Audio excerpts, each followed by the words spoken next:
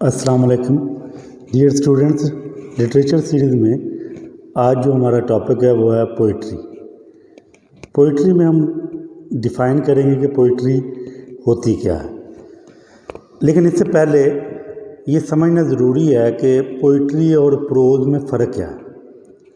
Basically literature में writer जो है वो कोई भी ज़ाहिर शख्स जो है या राइटर है वो दो मोड से अपने थॉट, फीलिंग्स और इमोशंस को एक्सप्रेस करता है।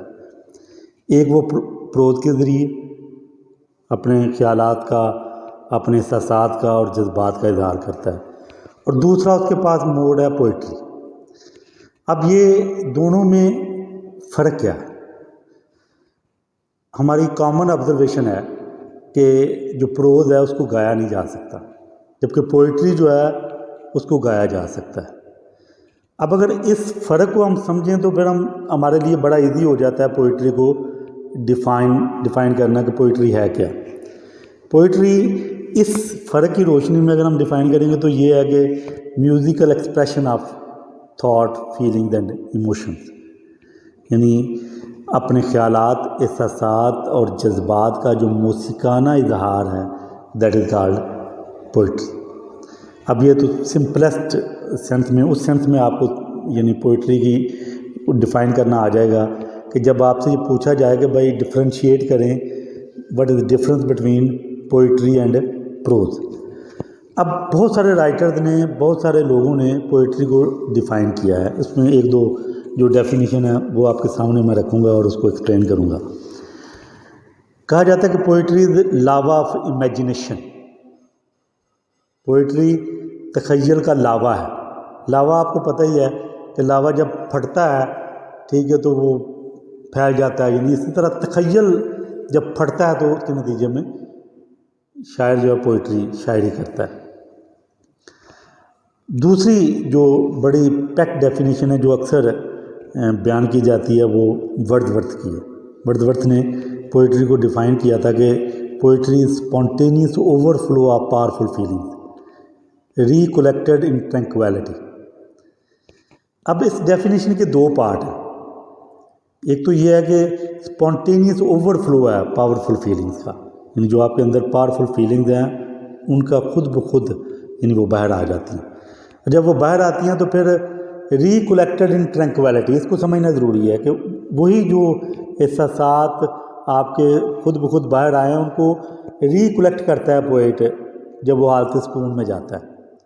मतलब ये गॉड गिफ्टेड बात है कि इंसान का को आइडिया आया और रिदमिक अंदाज में उसने उसको लिख लिया, ठीक है, उसको ख़ास एक राइम के साथ लिखा, लेकिन बाद में उसकी नोक पलक शायर नहीं करनी होती। और ये बात समझना भी ज़रूरी है कि ये खुद ब खुद शायरी कैसे होती है, यानी स्पॉन्टेनिटी ऐसे नहीं आ जाती। स्पॉन्टेनिटी के पीछे बहुत ज़्यादा लेबर होती है, बहुत ज़्यादा लेबर होगी तो फिर एक स्टेज आएगी जब इंसान के अंदर स्पॉन्टेनिटी आ जाती है। यानी हम देखते हैं कि लो जी, किसी शायर से कहा जाता है वो हर मौके पर हर बात पे शेर कहना शुरू कर देता है, उसके पीछे उसकी बड़ी रियाजत होती है। मशहूर क्रिटिक लॉन्जाइनस ने यानी बात की थी कि पोइट्री के अंदर सब्लिमिटी कैसे आती है, पोइट्री सबलाइम कैसे होती है। उसने चार चीज़ें हमारे सामने रखी कि पोइट्री सबलाइम उस वक्त होती है जब आपके पास ग्रेट थॉट हो। और ग्रेट थॉट कैसे आएगी? जब आपका मुताला बहुत वसी है, आपने बहुत ज़्यादा रीडिंग की हुई है, बहुत ज़्यादा पढ़ा हुआ है, ठीक हो गया, एक तो ग्रेट थॉट होगी। फिर दूसरा सब्लिमिटी लाने के लिए शायरी में आपके पास स्ट्रॉन्ग इमोशंस होने चाहिए, आपके जज्बात बहुत स्ट्रॉन्ग होने चाहिए। तीसरी जो चीज़ उसने बयान किया वो है कि आपको फिगर्स ऑफ स्पीच का पता हो, यानी जो लिटरेरी टर्म्स हैं, जो अदब की इस्तिलाहात हैं, उनका आपको इस्तेमाल करना आता हो भरपूर तरीके से। और चौथी बात जो है ना, अरेंजमेंट ऑफ वर्ड्स, यानी आप वर्ड्स को अरेंज कैसे करते हैं। ये चार चीज़ें जब किसी शख्स के अंदर आ, यानी गॉड गिफ्टेड तो होता है, यानी इंसान के अंदर यानी तशबीहात और इस्तारों को इस्तेमाल करने की अल्लाह रब्बुल इज़्ज़त ने सलाहियत दी होती है, लेकिन ग्रेटनेस उसी वक्त आएगी जब आपके अंदर ये चार चीज़ें आएंगी, ठीक है। उसके लिए आपके पास वसी मुताला होना चाहिए, आपको फिगर्स ऑफ स्पीच का पता होना चाहिए, इमोशंस स्ट्रॉन्ग आपके पास होने चाहिए, اور پھر آپ ورڈ کو ارینج کرنا جانتے ہیں.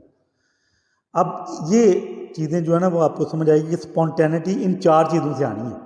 جب اسپونٹینٹی آئے گی پھر ایک شاعر جو ہے نا وہ اس کو ایک آئیڈیا آیا, اس نے اس کو لکھ لیا. مطلب اقبال کے بارے میں ہم پڑھتے ہیں کہ اقبال رات کو اپنے ملازموں کو کہا کرتا تھا اٹھو بھائی اٹھو لکھو.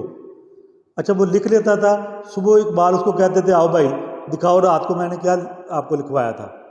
پھر جب وہ دیکھتے اس میں پھر اس کی نوک پلک کرتے, اس کو سنوارتے, اس میں قافیہ ردیف سیٹ کرتے, ٹھیک ہے, سیٹ کر کے پھر اس کو پبلک کے سامنے پیش کیا جاتا تھا. یہ ریکلیکشن آف ٹرنکویلٹی, ریکلیکٹڈ ان ٹرنکویلٹی ہے کہ جب آپ پرسکون ہوتے ہیں, کیونکہ پوئٹری ہوتی ہے اس وقت ہے جب آپ ایکسٹیسی میں ہوتے ہیں, وجدان میں ہوتے ہیں, وجد آپ پہ طاری ہوتا ہے, پھر آپ لکھتے ہیں اور لکھتے پھر جب وجد کی کیفیت سے باہر آتے ہیں تو پھر اس کی ٹیکنیکل جو چیزیں وہ آپ دیکھتے ہیں اور ٹیکنیکل چیزوں کو سیٹ کر کے پھر آپ لوگوں کے سامنے پریزنٹ کرتے ہیں.